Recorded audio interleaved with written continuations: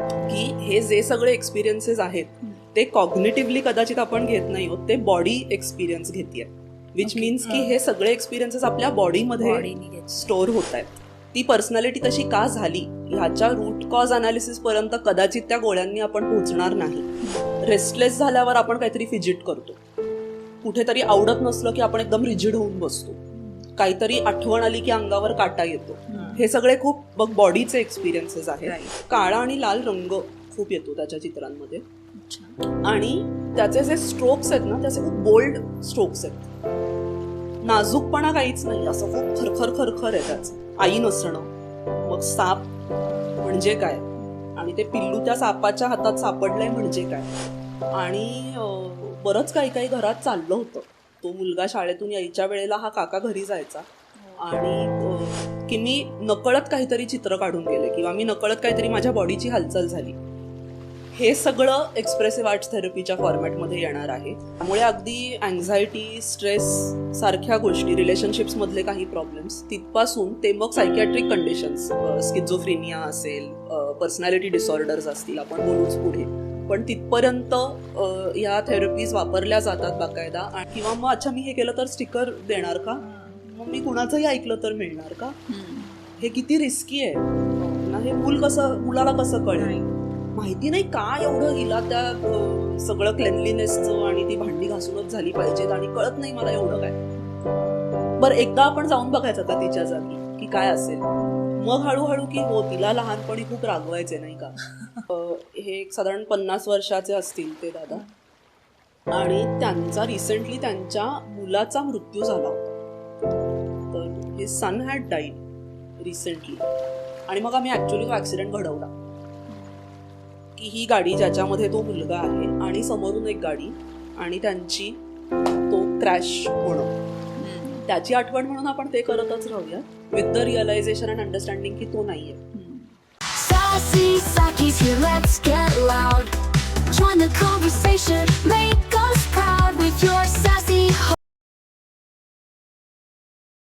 नमस्कार, सासी सखीमध्ये आपलं पुन्हा एकदा स्वागत आहे. ट्रॅडिशनल काउन्सिलिंगबद्दल आपण बऱ्यापैकी अवेअर आहोत, पण काही वेळेला भावना ह्या शब्दांऐवजी कला, हालचाली आणि एक्सप्रेशन्समधनं व्यक्त होतात आणि त्यालाच एक्सप्रेसिव्ह आर्ट थेरपी म्हणतात. सो आज आपण जाणून घेणार आहोत की एक्सप्रेसिव्ह आर्ट थेरपी म्हणजे नक्की काय.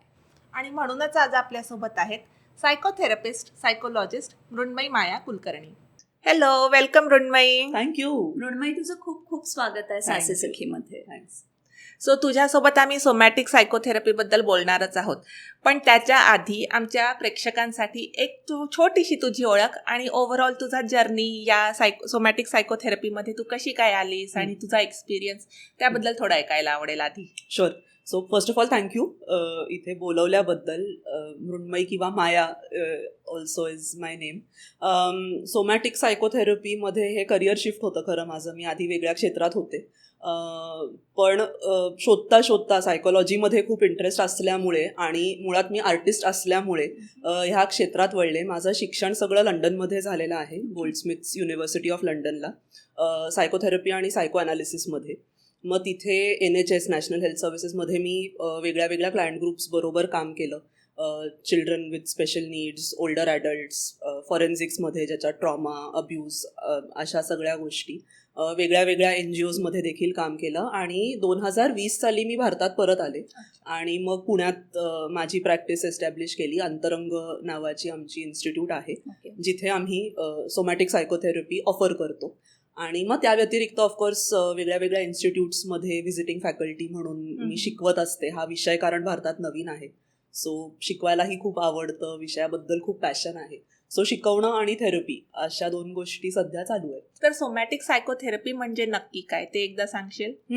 सो सोमॅटिक मधला जो शब्द आहे सोमा, तर Soma is the word for body आणि सायकोथेरपी ऑब्व्हियसली माइंडशी रिलेटेड. तर बॉडी आणि माइंडचं कनेक्शन जोडणारी ही एक सायकोथेरपी आहे. सुपर स्पेशलायझेशन इन सायकोथेरपी असं आहे. तर त्याच्या मुळापर्यंत जर जायचं तर चाइल्डहुडपर्यंत आपण पोहोचतो. तर थोडं एक्सप्लेन करण्यासाठी की बाळ जेव्हा पोटात असतं जन्माच्या आधी देखील, तर ऑलरेडी रिलेट करत असतं जगाशी. आपण इनफॅक्ट संस्कार वर्गांमध्ये ऐकतो की बोला बाळाशी वगैरे. तर तेव्हा नॅचरली शब्द नसतात, कॉग्नेटिव्ह काही इंटेलिजन्स डेव्हलप झालेला नसतो. तर तेव्हा आपले जे 5 सेन्सेस असतात त्या सेन्सेसमधून बाळ कम्युनिकेट करत असतं इतर जगाशी. मग नॅचरली जन्मानंतर देखील दूध पिणं, आईचा आवाज ऐकणं, आईनी जवळ घेणं, तो स्पर्श होणं, तर तसे आपण रिलेट करतो आउटर वर्ल्डशी आपल्या. तर ह्या सोमॅटिक सायकोथेरपीचा बेस असा आहे की हे जे सगळे एक्सपिरियन्सेस आहेत ते कॉग्नेटिव्हली कदाचित आपण घेत नाही आहोत, ते बॉडी एक्सपिरियन्स घेते, विच मीन्स की हे सगळे एक्सपिरियन्सेस आपल्या बॉडीमध्ये स्टोअर होत आहेत. मग काही कारणानं सपोज आपण जे ते बॉडी माइंड कनेक्ट म्हणतोय ते जर तुटलं तर काहीतरी मग प्रॉब्लेम होणार आहे पुढे जाऊन. तुटणं म्हणजे कसं की आता ऑर्गॅनिक काही कॉजेस असतात, काही केमिकल इम्बॅलन्सेस असतात, काही हॉर्मोनल इम्बॅलन्सेस असतात, त्याच्यामुळे काहीतरी गडबड होऊ शकते. तर तो मेडिकल पार्ट झाला, मग ती औषधं देऊन पुढे ते आजार ट्रीट केले जातात. आपण जे काम करतो ते त्या दुसऱ्या ऍस्पेक्टवर आहे, आपण नेचर आणि नर्चर म्हणतो. तर नर्चरचा जो भाग आहे की लहानपणी जर काही वाईट अनुभव आले, अगदी तेव्हाचे म्हणजे अगदी जन्माच्या नंतरच, जर जवळच नाही घेतलं गेलं किंवा बाळांनी खूप आरडाओरडात सतत ऐकला, तर असे काही जर निगेटिव्ह एक्सपिरियन्सेस त्या बॉडीमध्ये बसले तर ते नंतर पुढे जाऊन कुठल्या ना कुठल्या तरी बिहेवियरल पॅटर्नमध्ये नक्कीच दिसणार आहेत. मग चिडकाच आहे माणूस किंवा घाबरटच आहे किंवा रिलेशनशिप्समध्ये काही प्रॉब्लेम आहेत, तर हे त्या बॉडीनी एक्सपिरियन्स केलेले तेव्हाचे ते अनरिझॉल्व्ड इश्यूज आहेत जे पुढे नंतर दिसणार आहेत आपल्याला. मग आपण मराठीत जसं म्हणतो की स्वभावाला औषध नाही, तर ती पर्सनॅलिटी तशी फॉर्म झाली आहे ना. तर आता अँझायटी म्हणा, डिप्रेशन म्हणा, त्याच्यासाठी पण गोळ्या असतात, पण त्यांनी खूप एक टेम्पररी तुम्हाला सोल्युशन मिळणार आहे. ती पर्सनॅलिटी तशी का झाली ह्याच्या रूट कॉज अनालिसिस पर्यंत कदाचित त्या गोळ्यांनी आपण पोहोचणार नाही. म्हणजे ते वरवरचं ते असं बँडेड लावल्यासारखं, यु नो.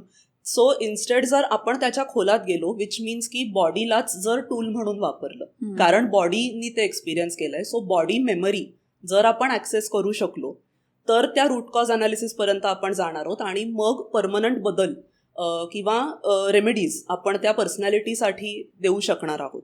तर हे सोमॅटिक सायकोथेरपीचं बेस आहे. सो सोमॅटिक सायकोथेरपी आपण जेव्हा म्हणलो की मग बॉडी माइंड कनेक्शन आहे, नॅचरली मग तिथून बॉडी कशी एक्सप्रेस करेल, तर तिथून तो एक्सप्रेसिव्ह आर्ट्स थेरपी हे मग एक पुढचं स्पेशलायझेशन सोमॅटिक सायकोथेरपीच्या बेसमधून आलेलं आहे, जे आजकाल आपण खूप ऐकतो.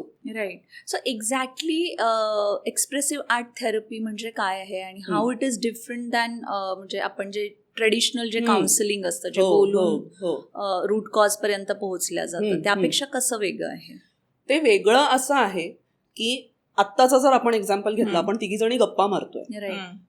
गप्पा म्हणजे आपण एक भाषा बोलतोय, तिघीजणी एक कॉमन आपल्यात मराठी भाषा आपण तिघीजणी बोलतोय. हे खूप कॉग्निटिव्ह लेवलला आपण शाळेत गेलोय, ती भाषा शिकलोय म्हणून ती आपण बोलू शकतोय. पण बॉडीचं नॅचरल एक्सप्रेशन आत्ता खूप चालू आहे, विच मीन्स की आत्ता सपोज तू बोर झालीस मी बोलता बोलता, तर तुझी बॉडी लँग्वेज बदलेल किंवा अचानक तुला छान वाटलं तरी बदलेल. आता हे जे बॉडी लँग्वेजमध्ये होणारे बदल आहेत हे खूप अनकॉन्शियसली होत आहेत. रेस्टलेस झाल्यावर आपण काहीतरी फिजिट करतो, कुठेतरी आवडत नसलं की आपण एकदम रिजिड होऊन बसतो, काहीतरी आठवण आली की अंगावर काटा येतो. हे सगळे खूप बॉडीचे एक्सपिरियन्सेस आहेत आणि नॉन व्हर्बल एक्सप्रेशन्स आहेत. हे कॉन्शियसली होत नाहीये ना, अचानक तुझ्या हाताची घडीच होते किंवा तू अशी एकदम, तर हे सगळं नॉन व्हर्बली होतं आहे. हे वेगळं आहे एक्सप्रेसिव्ह आर्ट्स थेरपीमध्ये, की मी बोलेन तेवढंच जे मला कॉन्शियसली माहिती आहे किंवा मी ते मॅनिप्युलेट करेन किंवा काय बोलायचंय ह्याचा विचार करून मी बोलेन. तेच म्हणजे मला बोलताना किती इन्फॉर्मेशन द्यायची आहे समोरच्याला ते तेवढा कंट्रोल माझ्याकडे आहे. पण कदाचित माझे जे मायक्रो जेस्चर्स आहे किंवा एक्झॅक्टली, तर मायक्रो जेस्चर्स जे होत आहेत, बॉडी लँग्वेज जे सांगतेय ते खूप वेगळं असू शकतं. तर एक्सप्रेसिव्ह आर्ट्स थेरपिस्टकडे ते अनालिटिकल स्किल्स आहेत की ह्या सगळ्या गोष्टी अनालाइज करणं जे नॉन व्हर्बल आहे आणि जे अनकॉन्शियस पॅटर्न्स मधून आपलं येत आहे. हे सगळं अनालिसिस नॅचरली बोलून होणार नाहीये, मग ते वेगळ्या वेगळ्या आर्ट फॉर्म्समध्येच होणार आहे. की मी नकळत काहीतरी चित्र काढून गेले किंवा मी नकळत काहीतरी माझ्या बॉडीची हालचाल झाली, हे सगळं एक्सप्रेसिव्ह आर्ट्स थेरपीच्या फॉर्मॅटमध्ये येणार आहे. त्यामुळे त्या रूट कॉज अनालिसिसला पोहोचणं जास्त सोपं होणार आहे हे फॉर्मॅट्स वापरून. कारण तू जसं म्हणालीस की बोलण्यावरती कंट्रोल आहे कारण ते कॉन्शियस आहे. न बोलता मी खूप एक्सप्रेस करू शकणार आहे, which will be the non verbal expression of the body. That is expressive arts therapy. So आता एक्सप्रेसिव्ह आर्ट थेरपी म्हणजे काय हे तू एक्सप्लेन केलं, पण तरीही अजूनही लोकांना असं बऱ्यापैकी वाटतं की एक्सप्रेसिव्ह आर्ट थेरपी म्हणजे काय ड्रॉइंग किंवा फक्त पेंटिंग अशापैकीच काहीतरी असेल. कारण आर्ट वर्ड आला की ते ड्रॉइंग पेंटिंग कडे जातं. सो हे काही अगदी स्पेसिफिक एज ग्रुपसाठी टार्गेटेड आहे की कसं असतं हे? ऍक्च्युली आधी जे तू म्हणालीस की आर्ट आणि पेंटिंग करणं म्हणजे काय, आम्हाला फोन्स पण असेच येतात की मग तुम्ही नाच शिकवता का, किंवा मग तुम्ही नाचाचा तुमचा वर्कशॉप आहे का, किंवा मग तुम्ही कोणते कोणते पेंटिंगच्या स्टाईल्स शिकवता. तर पहिली गोष्ट म्हणजे आम्ही काही शिकवत नाही. कारण जसं आपण आधी म्हणालो की तुमचं नॅचरल एक्सप्रेशन आहे ते. आज तुम्हाला चित्र काढावंसं वाटतंय किंवा तुम्हाला असं बसावंसं वाटतंय, ते तुमचं आहे. सो आपण काही शिकवायला जात नाही आहोत, पहिली गोष्ट. दुसरी खूप महत्वाची गोष्ट की मला चित्र काढून किंवा 1 तासभर नाचून, पार्टीत जाऊन नाचून देखील मला मस्तच वाटणार आहे, कारण ते माझे एंडॉर्फिन्स रिलीज होणार आहेत, मला भारी वाटणार आहे. पण म्हणून ती थेरपी नाही. आणि अनफॉर्च्युनेटली सोशल मीडियावरती हे खूप म्हणजे चित्र काढलं की माय थेरपी किंवा मग म्युझिक लावून जोरदार घरी नाचलं आणि लाईक रिलीज स्ट्रेस, ते पण तर तसं ते नाही. आणि त्याच्यातला मूळ फरक हा आहे की थेरपीला जाऊन मी जसं म्हणाले की त्या थेरपिस्टकडे ह्या अनालिटिकल स्किल्स आहेत की तुमच्या ह्या जे काही तुम्ही एक्सप्रेस केलंय त्याचा संबंध तुमच्या बिहेवियरल पॅटर्न्सशी जोडणं.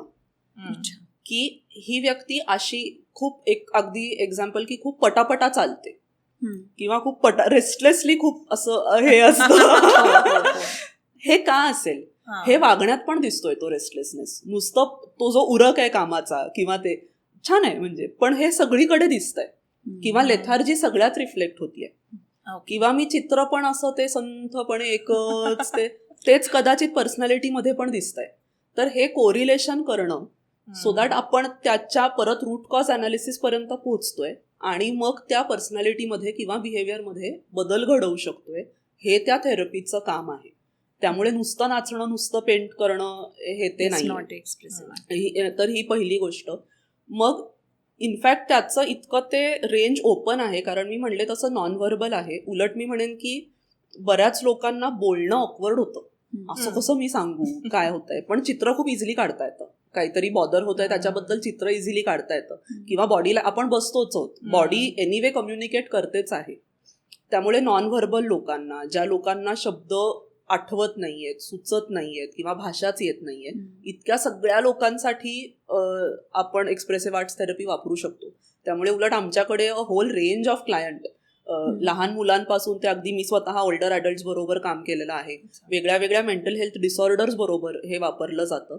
कारण कुठल्या मेंटल डिसऑर्डर्स याच्यामध्ये म्हणजे काय काय कव्हर होतं, कुठल्या ब्लॉक्ससाठी आपण ही थेरपी यूज? ऍक्च्युली कुठलीही, आणि मेंटल डिसऑर्डर पण पाहिजे असंही नाहीये. मला ऑफिसमध्ये हल्ली नाही करमत आहे किंवा मला कामाचा खूप स्ट्रेस येतोय, तर परत एकदा स्ट्रेस येतोय मी म्हणतेय पण तो बॉडीत दिसतोय. मी खूप झोपतीये किंवा मी हल्ली खूपच झोपतच नाहीये किंवा खूपच खातच नाहीये किंवा दमून जातीये, हे सगळे बॉडीमधले सिम्पटम्स आहेत. त्यामुळे असा कुठलाच खरं तर एरिया नाहीये जिथे आपण हे वापरू शकत नाही, कारण सगळेच अनुभव बॉडी घेतेय आणि आपण बॉडी बरोबर काम करतोय. त्यामुळे अगदी अँझायटी, स्ट्रेस सारख्या गोष्टी, रिलेशनशिप्स मधले काही प्रॉब्लेम्स तिथपासून ते मग सायकियाट्रिक कंडिशन्स, स्किझोफ्रेनिया असेल, पर्सनॅलिटी डिसऑर्डर्स असतील, आपण बोलूच पुढे, पण तिथपर्यंत ह्या थेरपीज वापरल्या जातात बाकायदा. आणि एस्पेशली UK, US मध्ये तर खूपच ह्या पॉप्युलरली आता NHS मध्ये पण इन्क्लुडेड आहेत, कारण इतका त्याच्याबद्दलचा एव्हिडन्स आहे, बॉडी बरोबर काम करतोय, त्यामुळे आपण त्या मुळापाशी पोहोचू शकतोय. सो असा काहीच क्लायंट ग्रुप नाहीये जिथे नाही वापरू शकत खरं. ओके. सो ओव्हरऑल ज्याला पण वाटतं एनिबडी कॅन कम. आणि हल्ली उलट त्याचा ओपननेस खूप वाढला. आणि मी म्हणले तसं की काउन्सिलरकडे जा किंवा थेरपिस्टकडे जा आणि बोल, ह्याच्यातच खूप ब्लॉकेज वाटू शकतं. बरोबर. पण गप्पा मारता मारता अगं छान की तू चित्र काढतेस, काढत जा की आपण बोलत जाऊयात त्याच्याबद्दल. ऑलरेडी आईस ब्रेकर होतो तो, आणि मग आपण त्याच्याबद्दल बोलू शकतो. किंवा मी असं की अगं बॉडी लँग्वेज बद्दल जर काही म्हणायचं झालं की मी नोटीस केलंय ग की हा विषय काढला की तू एकदम तिथून निघून जातेस. मी 2-3दा हे नोटीस केलंय. This can be the ice breaker.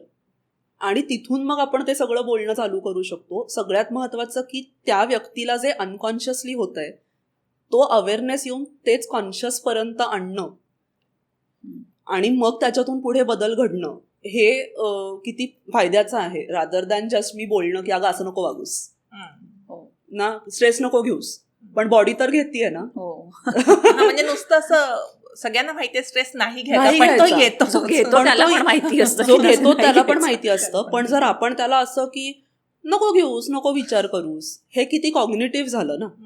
पण उलट जर की स्ट्रेस म्हणजे काय होतंय बॉडीत, नाही भीती वाटते खूप त्या मीटिंगच्या आधी, खूप धडधडतं, घाम येतो, तर ओके काय करायचं, मग त्या बॉडीचं काय करायचं, असे काही टूल्स किंवा टेक्निक्स आहेत का की त्या मीटिंगच्या आधी आपण काही करू शकतो बॉडीनं, की ऑटोमॅटिकली ते बदल घडणार आहेत त्या व्यक्तीमध्ये. मग आपण ज्याला ग्राउंडिंग म्हणतो, माइंडफुलनेस म्हणतो, हे सगळंच त्या एक्सप्रेसिव्ह आर्ट्स थेरपीमध्ये येतं आपोआप, कारण ते सगळे टेक्निक्स आपण बॉडीमध्ये वापरतोय. सो एक्सप्रेसिव्ह आर्ट थेरपीमध्ये जसं एक बोलता बोलता ऑब्व्हियसली कळलं की एक ड्रॉइंग वगैरे आहेच, पण याच्याशिवाय अजून कुठले मीडियम्स यूज करता तुम्ही? ह्याच्यात प्रायमरीली कुठलेही आर्टचे प्रकार, तर त्याच्यामध्ये मग डान्स हा एक खूप महत्वाचा आर्ट आहेच. प्ले थेरपी आम्ही वापरतो आणि ड्रामा थेरपी किंवा नॅरेटिव्ह थेरपी असे अजून ऑफकोर्स मग खूप आहेत आणि आपण वाचतो देखील. मग ॲनिमल थेरपी आहे, गार्डनिंग आजकाल खूप आहे. पण एक्सप्रेसिव्ह आर्ट्स थेरपीमध्ये ब्रॉडली हे 4 प्रकार येतात. आणि हे कम्पॅरेटिव्हली नवीन आहे भारतात? भारतात नक्की नवीन आहे हे, पण मी जसं म्हणाले की वाढतंय आता, त्याचा उपयोग वाढतोय, कारण कदाचित अनफॉर्च्युनेटली आपण ते आधी एनकरेजच नाही केलेलं. म्हणजे आपण ड्रॉइंगच्या क्लासला जातो किंवा नाचाच्या क्लासला जातो, कलेसाठी कला नसते बरेचदा. तर आता ते बहुतेक त्याचा अवेअरनेस डेफिनेटली वाढायला लागलाय की नुसतंच छान नाही वाटत आहे, ह्याच्यातून मी काहीतरी कम्युनिकेट करतेय ते चित्र काढून किंवा ती कविता लिहून, आणि त्याच्याबद्दल बोलण्याचा ओपननेस आता वाढलेला आहे. बहुतेक आपणच तो प्लॅटफॉर्म ओपन करतोय लोकांसाठी की नुसतं बोललंच पाहिजे असं नाहीये. तुला जसं कम्फर्टेबल आहे, तुला जसं वाटतंय कम्युनिकेट करावंसं तसं कर, मी समजून घेईन. आय थिंक हा ओपननेस आता जास्त जास्त येतोय आपल्यातही, त्यामुळे ते डेफिनेटली आता खूप पॉप्युलर होतंय आणि व्हावं, कारण तितक्या जास्त लोकांना मग एक्सप्रेस करता येणार आहे. आणि प्रत्येक जण बोलू शकेलच असं नाहीये. बरोबर आहे. पण म्हणून असं पण मला म्हणायचं आहे की कारण हा अजून एक खूप मिथ आहे एक्सप्रेसिव्ह आर्ट्स थेरपीबद्दल, की गेलं की म्हणजे चित्रच काढायचं किंवा ह्यांच्याकडे गेलं की नाचायलाच लावतात. तर तसं नाहीये अजिबातच. आत्ता कशा आपण गप्पा मारतोय तशाच मारणार, कारण त्याचीच सवय असते आपल्याला. बरं, हे तू कशावरून डिसाईड करते की याला चित्र काढायला सांगायचं की याला नाचायला सांगायचं, ते कसं असतं? तर परत मी म्हणले तसं की मी नाहीच सांगत की आता तू चित्र काढ, पण गप्पा मारता मारता मेटाफर्स वापरतात लोक की मला ना टेन्शन इतकं येतं की असं वाटतं की मला असं मी अंधाऱ्या गुहेत आहे आणि आता मी खाल्ली जाणार आहे, असं सपोज माणसानी बोलता बोलता मला सांगितलं. कशी आहे ती गुहा, कसं वाटतं त्या गुहेत जाऊन, मी दाखवतो तुला, मला असं सांगता नाही येते, मी चित्र काढून दाखवतो. ओके, आता बोलता बोलताच आलेलं आहे आणि आपण खूप इझिली त्याच्या चित्रात गेलेलो आहोत. मग त्या चित्राचं अनालिसिस केलंय किंवा कधी कधी तू जर्नल लिहून आणलंयस माझ्याकडे की बघ मला हे काल लिहावंसं वाटलं पण आता मला कळतच नाही की मी असं का लिहिलं. मग ते आपण वाचतो, तर थोडेसे ना आपण तटस्थ होतो आणि मग ते बघू शकतो. सो असं नाहीये की मी ठरवलंय की आता आज हिला चित्र काढायला लावा, हिला नाचायला लावा. इन द फ्लो जे काही येतं तुझ्याच बरोबर, कदाचित मी ह्या सगळ्या मोडॅलिटीज वापरेल, कदाचित आपण नुसत्या बोलत राहू, तुला वाटेल की आपण नुसत्या बोलतोय, पण मी तुझी बॉडी लँग्वेज अनालाइज करतेय, मी तुझे पॅटर्न्स मुव्हमेंटचे बघतीये आणि त्यानुसार मी ते कोरिलेट करून तुला पुढे काहीतरी आपल्या गप्पा होत आहेत त्याच्यातून. सो असं नाहीये ते की ह्याला हेच किंवा तसं ते रोज मग ते नाचायचंच आहे, असं ते नाहीये. सो डिपेंडिंग ऑन काय येत आहे समोरून, बरोबर, you suggest them. Definitely. Okay.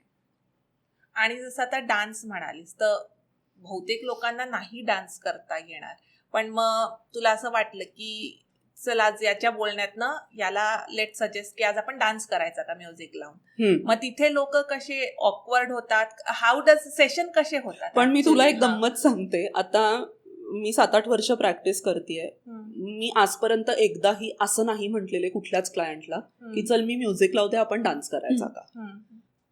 आणि ते मलाही खूप ऑकवर्ड होईल. Unless I am in a party किंवा आपण सगळे मित्रमैत्रिणी बसलोय आणि किती मला स्वतःला ते खूप ऑड वाटतं. समोरच्याला पण तू जर आता डान्स मुव्हमेंट सायकोथेरपीचाच विषय काढलाय तर तोच जर आपण पुढे थोडासा नेला तर आपल्याकडे ना डान्स ह्या शब्दाला जर पाहिलं ना तर एक खूप शास्त्रशुद्ध येते. आपल्या स्टेजवरती कोरिओग्राफ परफॉर्मन्स आहे, मग त्याचा एक लहेजा आहे, मग त्याचे काहीतरी कॉस्ट्युम आहे, त्याचे ते जे काही ट्रेडिशनल खूप सुंदर आहेत आपले सगळेच नाच, पण त्यांचा स्ट्रक्चर एक आहे. आणि कदाचित तो शब्द घेऊन आपल्याला वाटतं की इथे जाऊन पण नाचायचंय, पण त्याचा जो मुव्हमेंट शब्द आहे डान्स मुव्हमेंट सायकोथेरपी तर त्या मुव्हमेंटला की आता लेट्स से की मी एक अजून सपोज एक्झाम्पल की तू येऊन म्हणतीयस की मला ह्या माझ्या एका कलिग बरोबर खूप प्रॉब्लेम आहे, मला नाही आवडत, आणि मला असं दिसतं की आता तू छान मस्त बसली आहेस कॉन्फिडेंटली, पण त्या कलिग बद्दल बोलता बोलता अचानक तुझं बॉडीला काहीतरी असं व्हायला लागतं, तू कुठेतरी तो डिस्कम्फर्ट दिसायला लागतो, थोडीशी तू कदाचित लहान होतेस, ऍक्च्युअली लिटरली तू अशी लहान होताना दिसतेस. हे मी ऑब्झर्व करेन. हे होईल त्या सेशनमध्ये की मग असं न होता असं झालं तर काय होईल बरं, किंवा आपण जे खूप विविध हालचाली करतोय आणि पटापटा पटापटा करतोय तर थोडंसं आपण ते त्याच्यात ठेहराव आणला तर काय होईल बरं. तर असं जास्त ते काम आहे रादर दॅन चल म्युझिक लाव आणि नाच. ओके. डान्स थेरपी म्हटलं की ऍक्च्युली असं वाटतं की मुव्हमेंट, पण म्हणून कदाचित ना मग माझ्याकडून बोलताना खूप ते अख्खं नाव घेतलं जातं डान्स मुव्हमेंट सायकोथेरपी, कारण तो डान्स शब्द पकडून कदाचित तेच वाटतं की ते मग नाचणारच आहोत आपण. वाईल आपण डान्स मुव्हमेंट सायकोथेरपी बद्दल बोलतोय, ही पर्टिक्युलर थेरप्युटिक मोडॅलिटी ना लहान मुलांमध्ये मला खूप उपयोगी वाटलेली आहे. आणि रेंज ऑफ लहान मुलं, न्यूरोडायव्हर्जंट सुद्धा, म्हणजे आपण आता ऑटिझम, ADHD वगैरे सगळं बघतो, तिथे तर ह्याचा खूप मोठा फायदा आहे, एस्पेशली कारण ती नॉन व्हर्बल आहे. आणि आपल्याकडे विशेष मुलं जे आपण म्हणतो, किंवा मी तर म्हणते कुठलंही मूल बोलणं हे नॅचरल नाहीच आहे, हे वेगळं वेगळं क्रिएटिव्ह एक्सप्रेशनच ह्या मुलांसाठी नॅचरली जास्त येणार आहे. एस्पेशली आपण जर चिल्ड्रन विथ स्पेशल नीड्स, विशेष मुलं जर आपण पाहिलं तर काही कॉग्निटिव्ह डिले असू शकतो, बाकी काही न्यूरोलॉजिकल असू शकतं, पण एक जे खूप महत्त्वाचं, त्यांना बॉडी अवेअरनेस फारसा नसतो. तर थोडं एक एक्सप्लेन करायला, आपण बघितलं असेल की उगाचच पळत सुटणं किंवा असं अंगावरच बघ असं एकदम अंगावर पडणं, किंवा राग आला तर खूप ओरडत सुटणं, घरभर पळणं, हे खूप कॉमन बिहेवियरल प्रेझेंटेशन्स असतात. हे का होतंय? कारण मला माझ्या बॉडीच्या बाउंड्रीचा अवेअरनेसच नाहीये. म्हणजे इथे आत्ता मी बसलीये, माझ्या मागे खुर्ची आहे, इथे मी खुर्चीवरती हात ठेवलाय, तू ह्या डिस्टन्सला बसलीयस, हा अवेअरनेस फारसा नाहीये, डेव्हलप नाही झालेला. सो माझी बॉडी कुठे सुरू होते आणि संपते, मग तुझी बॉडी कुठे आहे, हे कल्टिवेटच नाही झालेलं.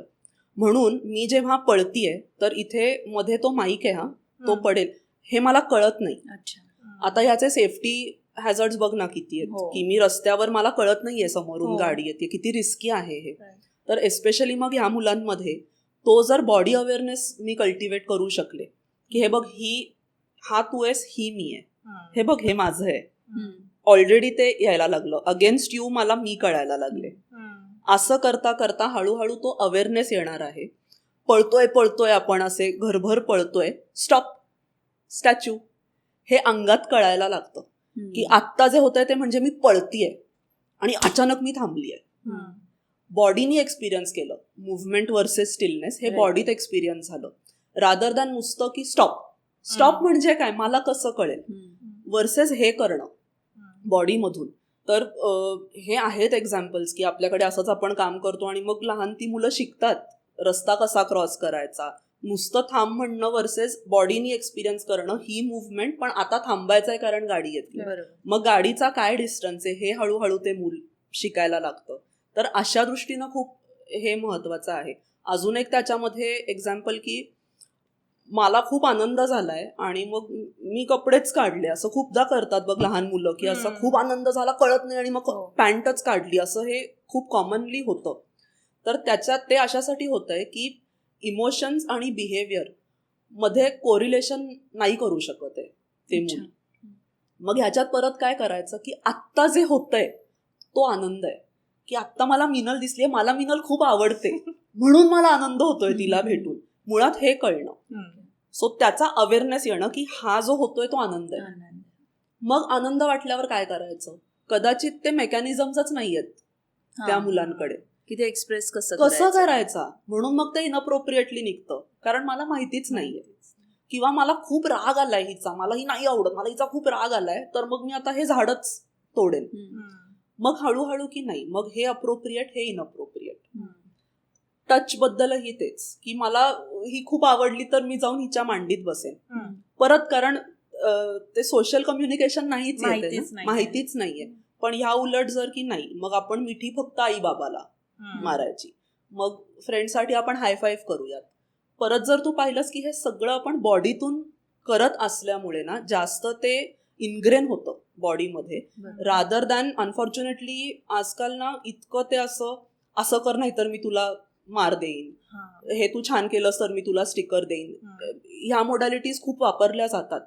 पण आम्ही त्या वापरत नाही, कारण परत त्या मुलाला ते कळलेलंच नाहीये ना मुळात हे का चुकीचं आहे, तू का चिडतीयस माझ्यावर आता, किंवा मग अच्छा मी हे केलं तर स्टिकर देणार का, मग मी कुणाचंही ऐकलं तर मिळणार का, हे किती रिस्की आहे ना. हे मुलाला कसं कळेल की अच्छा स्टिकर देतोय मग काहीही करूया वर्सेस आपण त्या मुलाच्या त्या बॉडीला तो एक्सपिरियन्स देणं, म्हणजे त्यांना ते कळलेलं आहे, बॉडीला कळलेलं आहे अप्रोप्रिएट काय इनअप्रोप्रिएट काय. असा त्या डान्स मुव्हमेंट सायकोथेरपीचा एस्पेशली मुलांबरोबर खूप आम्ही वापर करतो.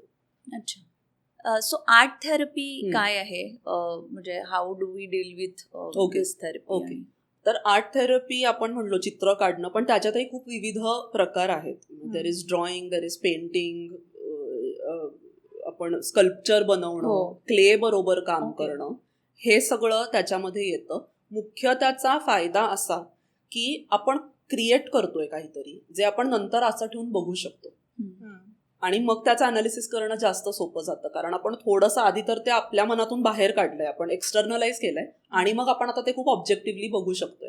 हे आर्ट थेरपीमध्ये होतं. त्याचा एक खूप छान किस्सा आहे. एक माझ्याकडे क्लायंट होता, if I can just share, कारण खूप सुंदर गोष्ट आहे ती, ज्याच्याबरोबर मी खूप स्पेसिफिकली ही आर्ट थेरपी वापरली.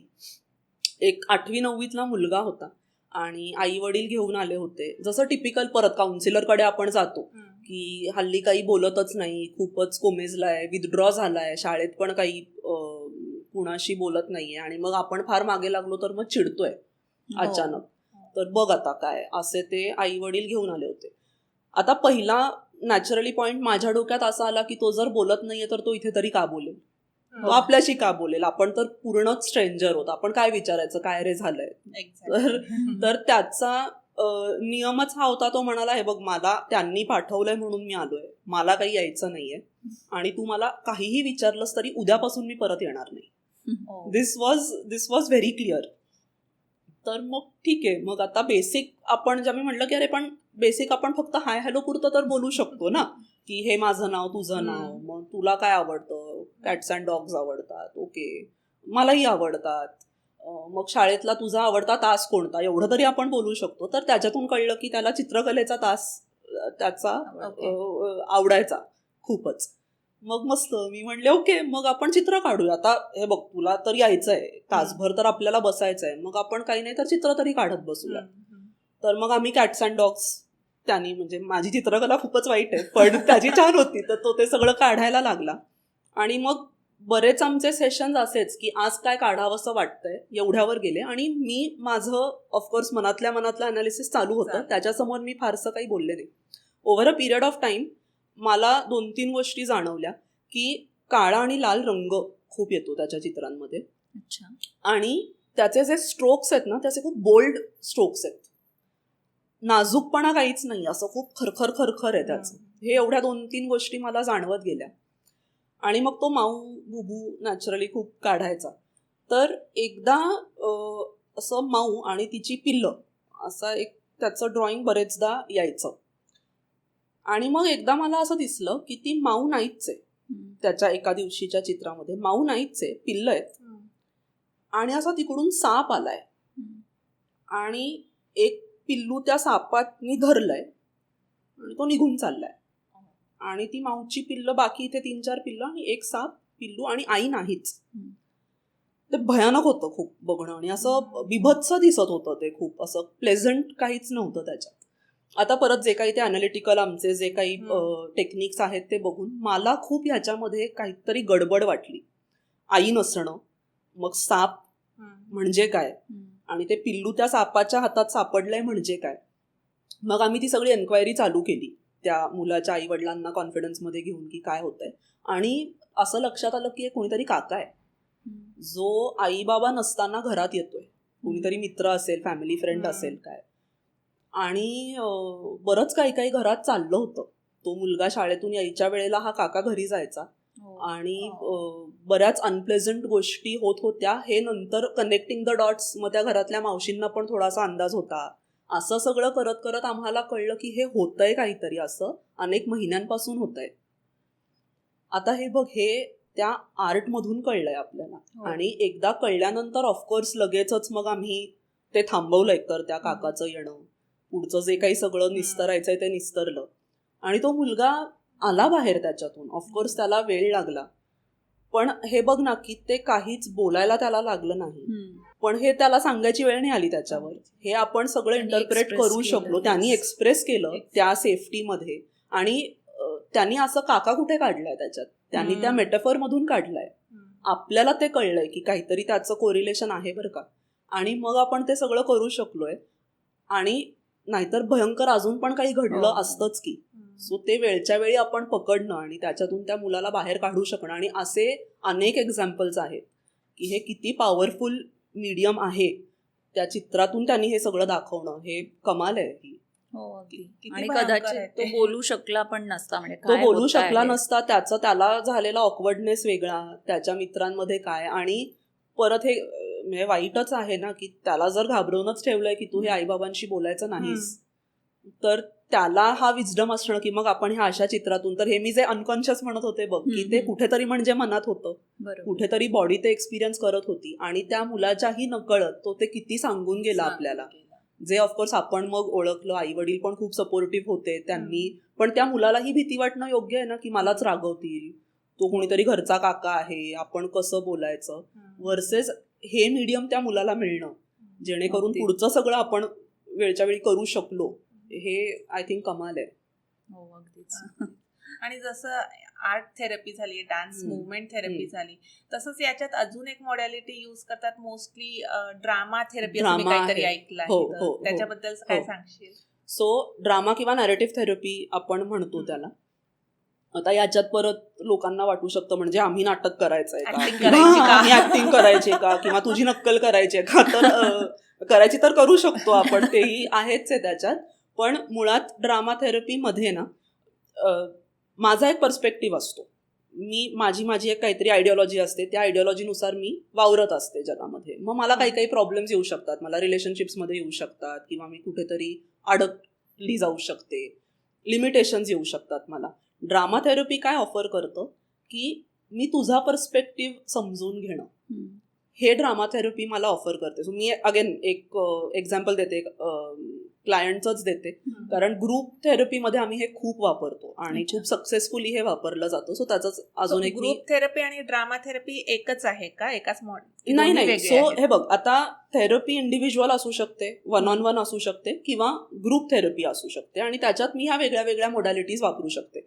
सो एस्पेशली ड्रामा थेरपी मला ग्रुप सेटिंगमध्ये खूप योग्य वाटते. ते का हे मी सांगते तुला. तर असे आता एक सपोज 20 जणांचा आमचा ग्रुप होता. एक हे कॉर्पोरेट मधलं उदाहरण आहे, ॲडल्ट, सो म्हणजे वर्किंग प्रोफेशनल्स. आणि एक मुलगी होती who was struggling with the boss, की ते नव्हतं जमत, किंवा टिपिकली जसं डिफिकल्ट युज्युअल आहे.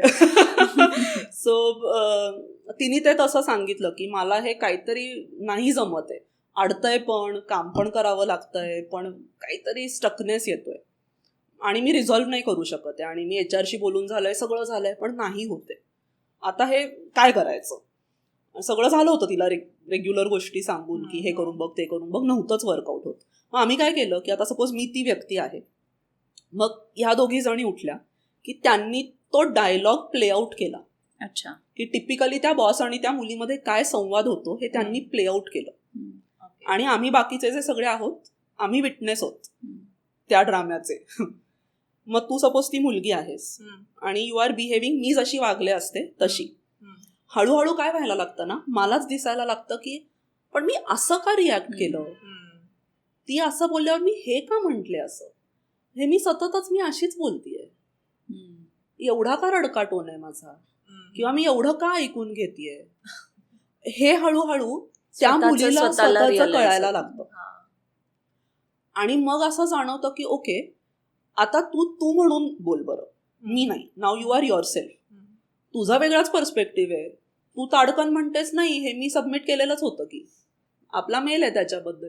अचानक मला असं वाटतं अच्छा हे पण करू शकते की मी. हा एक छान पर्स्पेक्टिव्ह आहे. मी असं बोलून बघितलं तर मग मी ते करून बघते as if I am you.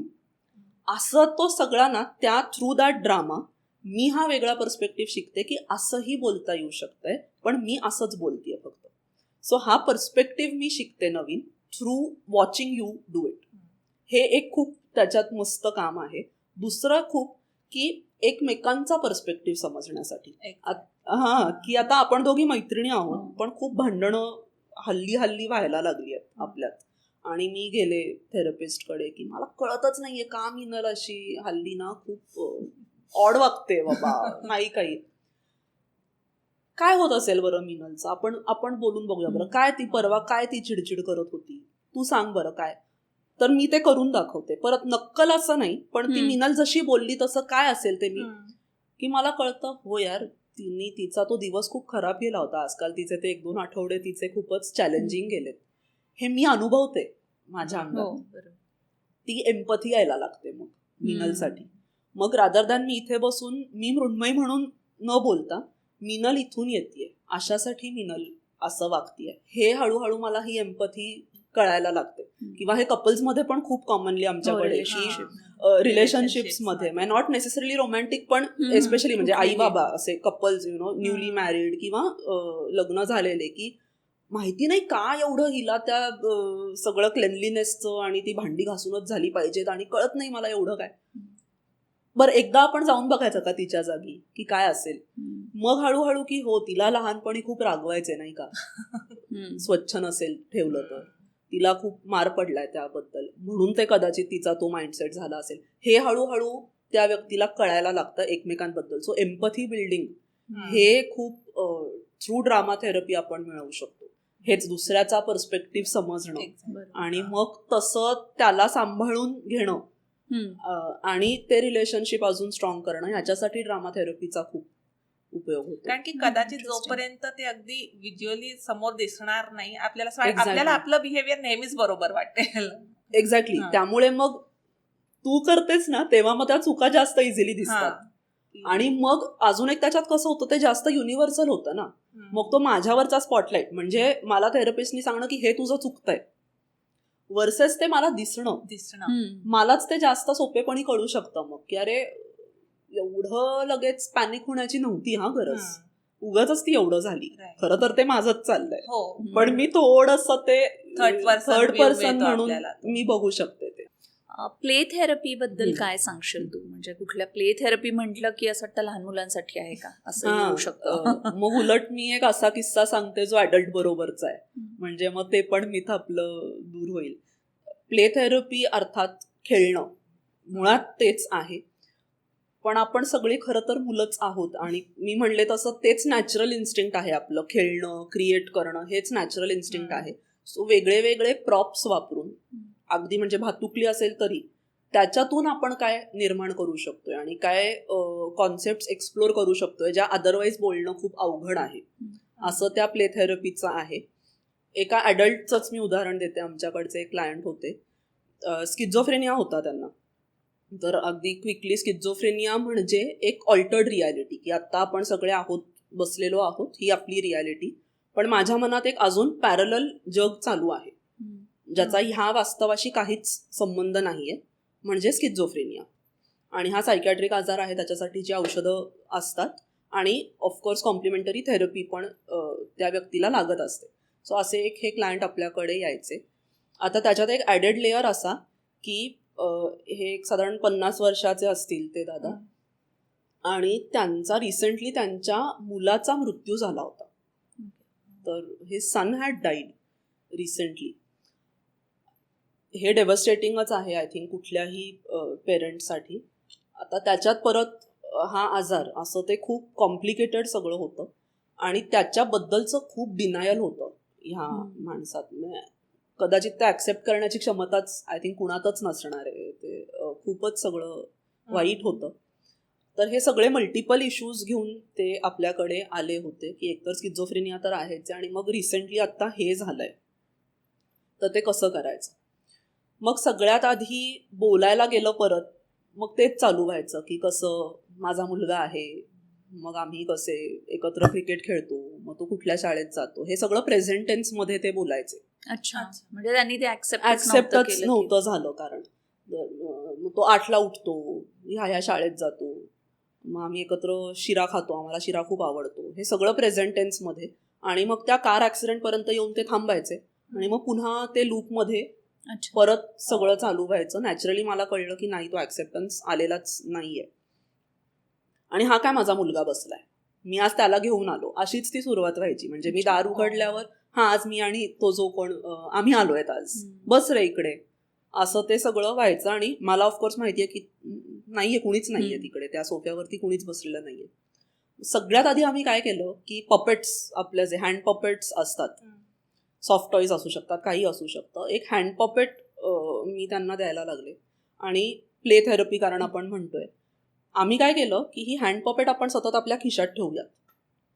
आपल्याला जेव्हा वाटतंय की तो मुलगा तिकडे आहे, आपण हात लांब करून स्पर्श होतोय का त्या मुलाला, हाती लागतंय का काही, नाही लागत आहे, ओके, पपेटला हात लावता येतोय, पपेट लागतंय हाताला, म्हणजे पपेट आहे, हे लागतंय, नाही लागत आहे, म्हणजे आता इथे कुणी नाहीये. तर हे परत त्या पपेट्सनी परत रादर दॅन सांगणं की अरे नाहीये कुणी, पण आहे ना, मला दिसतंय ना, मला अनुभवतंय ना, वर्सेस खूप टँजिबल ते प्रॉप आहे ना, हात नाही लागलाच नाही म्हणजे नाहीये, लागला म्हणजे आहे. तर पहिलं तर आम्ही ते त्यांना मोठं खूप स्किल दिलं की पपेटला हात लावून बघायचा, असं वाटलं की कुणी तिथे आहे तर हात लावायचा, स्पर्श झाला नाही म्हणजे नाहीये, पपेटला स्पर्श होतोय, पपेट आहे ते नाहीये. हे आम्ही सगळ्यात आधी त्यांच्याबरोबर पहिलं काम महत्त्वाचं केलं. मग आम्ही काय करायला लागलो की परत ते भातुकलीचे आपले खेळ असतात, वेगळे वेगळे लेगो असतं, सगळे ते प्रॉप्स वापरून आम्ही ॲक्च्युअली ना ती कारची जर्नी क्रिएट करायला लागलो. की तो मुलगा आणि त्यांचे ते जे कोण त्यांच्याबरोबर होते ते राहिले म्हणजे, पण मग ते दोघे चाललेत, कुठे चाललेत, असं आम्ही तो रस्ता क्रिएट करायला लागलो. त्या रस्त्यावरून आम्ही ती गाडी, आपली टॉय कार असतात तशी ती गाडी चालवायला लागलो over a period of many sessions. हे आम्ही करत गेलो. मग ट्रॅफिक आम्ही वाढवला, सो बाकी गाड्या त्या रस्त्यावरती चालायला लागल्या, आपलाच रस्ता म्हणजे आपल्या क्लिनिकमध्येच हे सगळं. आणि मग आम्ही ॲक्च्युअली तो ॲक्सिडेंट घडवला की ही गाडी ज्याच्यामध्ये तो मुलगा आहे आणि समोरून एक गाडी आणि त्यांची तो क्रॅश होणं, हे घडवलं. आता समबडी कॅन चॅलेंज की असं कसं तुम्ही त्यांना ती मेमरी परत दिली किंवा काय, पण मेमरी होतीच ना, ते झालेलं वास्तवच आहे ना. सो उलट तो एक रॉक बॉटम जो आपण म्हणतो की त्या रियालिटीचा ॲक्सेप्टन्स की हे झालेलं आहे, हे त्यांनी परत तिथे व्हिज्युअली पाहिलं. आणि हे मी 1-2 सेशनचं नाही सांगत आहे, अर्थात हे खूप महिन्यांचं हे काम आहे, ग्रॅज्युअल होणारं, नाहीतर ती व्यक्ती ओव्हरवेल्मच होईल, त्यांना ते शक्यच नाही. पण ओव्हर मेनी मंथ्स आम्ही ते घडवला तो कार क्रॅश. आणि फायनली त्या व्यक्तीला कुठेतरी हे समजायला लागलं की हे झालंय आता, तो कार क्रॅश आधी आपण तिथे येऊन थांबायचो, कारण कारमध्ये तो निघाला इथे येऊन आपण थांबायचो, आता तो क्रॅश झाला इथपर्यंत आपण आलो. आणि मग त्याच्या सुंदरची खूप, मला अजूनही शहारा येतो, खूप सुंदर जी गोष्ट आम्ही केली की तो मुलगा ऑन द स्पॉट गेला होता आणि हे आजारी असल्यामुळे ते काहीच पुढे त्यांना दिसलं नव्हतं, ते रिच्युअल्स काही त्यांना माहिती नव्हते. आम्ही त्या पपेटचं फ्युनरल केलं. जसं आपण असं कास्केट असं एक बॉक्स घेतलं, त्याच्यात त्या पपेटला ठेवलं आणि मग ती जी पांढरी चादर अशी ऑफिशियली त्या पपेटवरती ठेवून ते बॉक्स बंद केलं. मग आम्ही स्पीच दिली, आम्ही त्या मुलाला काहीतरी एक मेसेज दिला आणि मग ते बॉक्स बंद करून आम्ही ठेवून दिलं. आणि त्यानंतर ते आता बॉक्स नाही आपल्याकडे, ते गेलं, असं मी ते ठेवून दिलं. आणि हे त्यांचं क्लोजर होतं. हो. किती भयंकर भयंकर आहे. पण मला हे देखील किती एका अर्थानं की हे जर नसतंच तर किती तेही भयंकर आहे. त्या आशेत जगणं किंवा त्या डिनायलमध्ये जगणं आणि त्याचा इतरांनाही किती त्रास. म्हणजे त्यांची अजून एक मुलगी होती, ते पण तर कोप करतायत, ते पण समजून घेण्याचा प्रयत्न करतायत. पण परत आपण जे सुरुवातीपासून म्हणतोय, कदाचित ह्या क्लायंटला ते नुसतं बोलून कळण्यासारखंच नव्हतं, पण ह्या मोडॅलिटीतून, ह्या अशा एक्सप्रेसिव्ह वेज मधून ते कळणं, खरंच कळणं आणि त्यांचं स्वतःला रिअलाइज होणं, ते ऍक्सेप्ट करणं त्याचं, आणि मग त्याचं क्लोजर मिळणं. आणि मग आता तो आजार जाणार नाहीये, पण हे टेक्निक तर मिळालं ना. आणि मग त्यांनी मग आता काय करायचं आठवण म्हणून, तर परत हे कुणाला वाटेल की हे नको, पण त्यांनी एक छोटी कार आणून ठेवली त्यांच्या रूम मध्ये. आणि मग हे आम्ही पुढे त्यांचं की कधीही ते वाटलं परत तो आला तर आधी ऑफकोर्स आपण हात लावून बघणार तो नाहीये, आणि मग आपण कारनी ते आठवूयात की ते झालेलं आहे, हे स्वतःला आपण रिमाइंड करूयात. आणि मग त्याच्यातून पुढे इतकं छान की मग तुम्ही एकत्र काय करायचा, तर मग आम्ही लेगो खेळायचो, मग ते करूयात आपण, त्याची आठवण म्हणून आपण ते करतच राहूयात, with the realisation and understanding की तो नाहीये. तर अशा अनेक गोष्टी आपण खरं तर त्या इंटरव्हेन्शन मधून मिळवल्या, जे नुसतं बोलून शक्य नव्हतं. खरंच महत्वाचं आहे की त्यांना ते क्लोजर मिळालं, अदरवाईज ते त्या आशेतच राहिले असते. करेक्ट. सो ही जी थेरपी आहे, तर is it a substitute for medical काय म्हणतात डायग्नोसिस किंवा मेडिसिन्स वगैरे? हे अजिबात असं नाहीये की थेरपीला आलं म्हणजे औषधं घ्यावी लागणार नाहीत, असं अजिबात नाहीये. हे खूप स्पेसिफाय केलंच पाहिजे, कारण काही आजार असे असतात ज्यांना मेडिकेशन लागतंच. आणि मेडिसिन जसं स्किझोफ्रेनियाचं आता आपण उदाहरण घेतलं की हा एक सायकॅट्रिक आजार आहे, त्याची औषधं आहेत, पण नुसतंच औषध घेणं हे सिम्पटमॅटिकली तुम्ही डील करताय, त्याच्याबरोबर ते दोन्ही इक्वली इम्पॉर्टंट आहेत की तुमचं रिहॅबिलिटेशन किंवा तुमचं लाईफस्टाईल मॉडिफिकेशन हेही तितकंच महत्त्वाचं आहे, ज्याच्यासाठी थेरपीचा रोल आहे. सो प्रत्येक आजाराला किंवा प्रत्येक मेंटल हेल्थ कंडिशनला औषधच लागणार आहेत असं नाहीये, पण ती लागणार आहेत का नाही हे आपण ठरवू नये. आपण एक्सपर्टकडे जावं, ते ठरवतील, ते सांगतील, त्यांच्यावरती विश्वास ठेवावा आपण. पण थेरपीला गेलं म्हणजे औषधं थांबवते, कारण बरेचदा अनफॉर्च्युनेटली हे आमच्याकडे होतं की एस्पेशली अँझायटी डिप्रेशनची औषधं चालू असतात, मग थेरपीला ती व्यक्ती यायला लागते आणि मग त्यांना वाटतं की आय एम फिलिंग बेटर, आता मी थांबवते. मग ह्याच्यासाठीच आमचं असतं की we are always in touch with the psychiatrist, आणि हे आम्ही दोघे डिस्कस करतच ठरवत असतो की काय करायचंय, डोसेज कमी करायचंय नाही. पण माझी विनंती आहे की हे त्या क्लायंटनी किंवा पेशंटनी किंवा फॅमिलीनी स्वतः ठरवू नये, ह्याच्यासाठी त्या एक्सपर्टचा गायडन्स घ्यावा डेफिनेटली. एक ओव्हरऑल आपल्या मेंटल सॅनिटी मेंटेन करण्यासाठी काय करायला पाहिजे घरी, पण जनरली ओव्हरऑल काय सजेशन देशील? मला तू मेंटल सॅनिटी म्हणलीस, तो शब्द खूप आवडला, आणि मी त्याला आमच्या सर्कलमध्ये, आमच्या टीममध्ये we call it mental hygiene.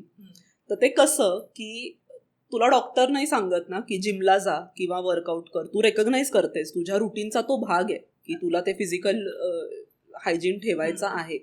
मग तसंच मेंटल हायजीन का नाही, ते काय वेगळं आहे? मग मेंटल हेल्थ जपण्यासाठी जे काही करणं गरजेचं आहे, कुणीतरी जर्नलिंग करतं, कुणीतरी मेडिटेशन करतं, कुणाला तरी कळतं की हे नुसतं ह्या लेव्हलला बोलून नाही होते, मित्रमैत्रिणींशी बोलून नाही त्याचा निचरा होते, मग ते ओळखावं की आता आपल्याला तज्ज्ञाकडे जाण्याची गरज आहे, इथपर्यंत स्वतःला आणावं. तर हे तर झालं तज्ज्ञाकडे जाण्याचं, जे आपण म्हणतोच आहोत. पण मग मी एकटी असताना मी काय करावं?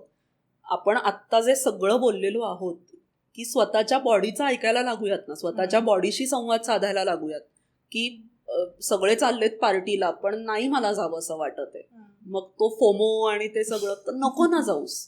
तुला बर्नट आउट वाटतंय ना, तुला तुझी बॅटरी संपली आहे ना, तर नको जाऊस ना, समजून घेतील मित्रमैत्रिणी. हे थोडंसं बॉडी किंवा आत्ता विश्रांती घ्यायची आहे किंवा नाही खूपच विश्रांती झाली आहे, आता थोडंसं बॉडीला त्या इनर्शियामधून हलवायचं आहे, हे सगळं आय थिंक स्वतःच्या बॉडीशी आपण बोलायला लागू शकतो. आणि मग मी म्हणाले तसे तज्ज्ञ आहेतच ते, सॉर्ट ऑफ एक हेल्प लागलीच तर ती हेल्प मागितली तर हेल्प आहे, आम्ही आहोत. आणि नुसतंच थेरपीला जाणं का तर असं नाही आहे, त्याच्यात खूप वेगळे वेगळे पॅटर्न्स तुम्ही ॲक्सेस करू शकता. आता आम्ही स्वतः देखील स्टुडंट्स असतात ज्यांना काही एक्स्ट्रा लर्निंग हवं असतं, तर ते एज्युकेशनल वर्कशॉप्स आम्ही प्रोव्हाइड करतो. यंग थेरपिस्ट असतात की नुकतंच काम चालू झालंय, वी नीड द गायडन्स, तर मग सुपरविजन, आम्ही क्लिनिकल सुपरविजन ऑफर करतो. मग आपण जसं कॉर्पोरेट्सबद्दल बोललो की अनेक कॉर्पोरेट्समध्ये आपण कस्टमाइज्ड वर्कशॉप्स देतो की त्या इन्स्टिट्यूटचा काहीतरी चॅलेंज असू शकतो, शाळेचा चॅलेंज असू शकतो. इतक्यातमध्ये आम्ही एका शाळेमध्ये सुसाईड अवेअरनेसबद्दल बोललो. अच्छा. तर तसे आपण वर्कशॉप्स कस्टमाइज जर केले तर त्याचा त्या क्लायंट्सला तितका जास्त फायदा असतो. आणि I think again after Covid online काम इतकं वाढलेलं आहे ना की तसं पण नाहीये की मग मला जावं लागेल कुठे किंवा मी त्या शहरातच नाहीये. ऑनलाईन वर्कशॉप्स असतात, म्हणजे थेरप्युटिक वर्कशॉप्स तर असतातच, पण हे असं मी म्हणाले एज्युकेशनल वर्कशॉप्स पण आम्ही घेतो. आम्ही ऑनलाईन कन्सल्टेशन पण देतो. सो तुम्हाला जर थेरपीला यायचं असेल तर तेही तुम्ही ऑनलाईन करू शकता. आय थिंक ब्रॉडर सजेशन म्हण किंवा एक नोट टू सेल्फ अशीच आहे की ते स्वतःशी आधी बोलायला लागणं की आपण कुठे आहोत बुवा, हे एक स्वतःबरोबर चेक इन करत राहणं आणि मग कुठेतरी ते थ्रेशोल्ड क्रॉस झालाय हे ओळखणं, आणि मग रीच आउट होणं to the right people and to the right experts. I think हे that could be the broader take home message. So तू आता वर्कशॉप बद्दल मेन्शन केलं, सो कुठल्या कुठल्या प्रकारचे वर्कशॉप्स असतात किंवा कुठल्या प्रकारच्या ऑडियन्ससाठी असतात? ओके, आपले workshops I think most importantly खूप कस्टमाइज्ड असतात.